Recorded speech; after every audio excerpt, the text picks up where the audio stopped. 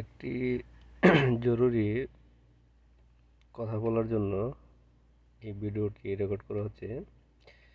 যারা অতি উৎসাহ হয়ে থানায় অথবা কোনো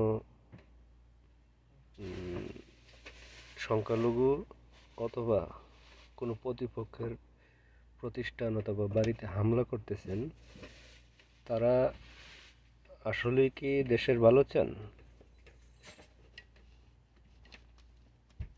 যদি যারা আন্দোলন করছেন হাসিনাকে হটানোর জন্য, আমার এখনো বিশ্বাস যে আপনারা তার সাথে জড়িত না।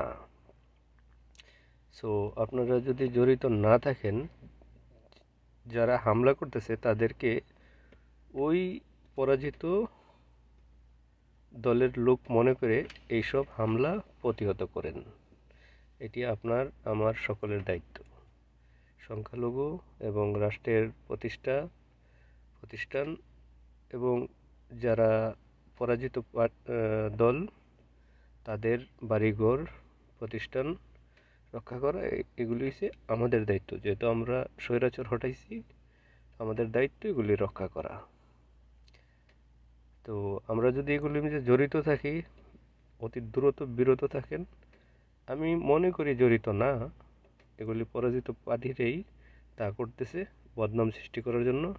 সো আপনারা সবাই এগুলি প্রতিহত করুন। যারা হামলা করব তাদেরকে, হামলাকারীদেরকে প্রতিহত করবেন।